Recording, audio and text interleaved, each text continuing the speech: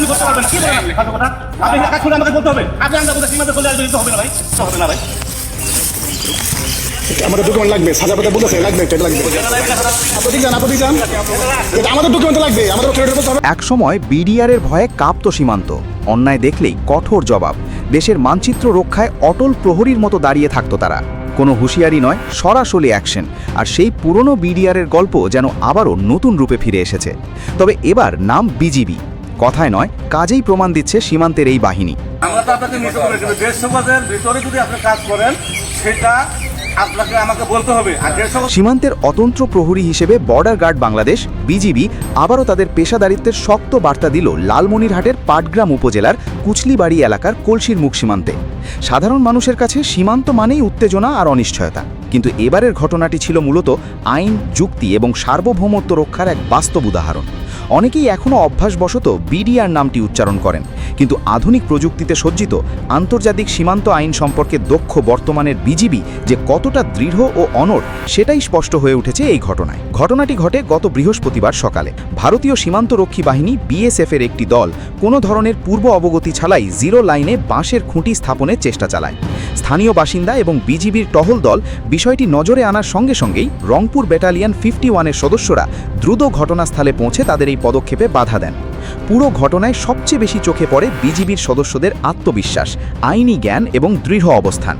বিজিবির পক্ষ থেকে বিএসএফকে স্পষ্ট ভাষায় জানিয়ে দেওয়া হয়, জমি যখন বাহির করবেন অবশ্যই বিজিবিকে জানিয়ে এটা কাজ করতে হবে। দেশ সমাজের ভিতরে যদি আপনি কাজ করেন সেটা আপনাকে আমাকে বলতে হবে।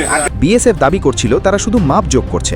আপনার সীমান্ত এলাকার জমি মাপবেন, কাজ করবেন, আমাদেরকে তো অবগত করতে হবে। কিন্তু বিজিবি তখন সরাসরি প্রশ্ন তোলে, যদি শুধু মাপজোকি হয় তাহলে সদস্যদের হাতে খুঁটি কেন? বিজিবির কর্মকর্তা দৃঢ় কণ্ঠে বলেন, সীমান্ত এলাকায় যদি খুঁটি গাড়তে হয় অবশ্যই আমাদের জানাতে হবে। আপনি এককভাবে এসে জমি বাহির করে নিতে পারবেন না, উভয় পক্ষকে উপস্থিত থাকতে হবে।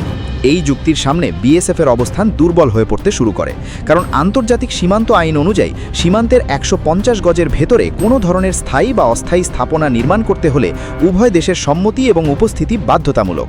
না, আপনি মিটিং করার কথা বলতেছেন, তার মিটিংটা আগে করতেন যে আমরা এখানে কাজ করবো। বিজিবি সদস্যরা স্পষ্ট হুঁশিয়ারি দেন, 150 গজের ভিতরে কোনো কিছু হবে না, যা হবে দুই পক্ষকে একসাথে বসেই করতে হবে। পরিস্থিতি তখন পুরোপুরি বদলে যায়। বিএসএফ বুঝতে পারে যথাযথ প্রক্রিয়া অনুসরণ না করেই তারা জিরো লাইনে খুঁটি গেঁথেছে, যা আন্তর্জাতিক শিষ্টাচার এবং সীমান্ত আইনের পরিপন্থী।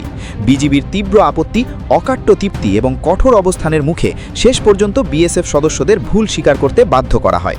শুধু তাই নয়, তারা নিজেরাই স্থাপিত করা বাঁশের খুঁটি তুলে নিয়ে দ্রুত পিছু হটে।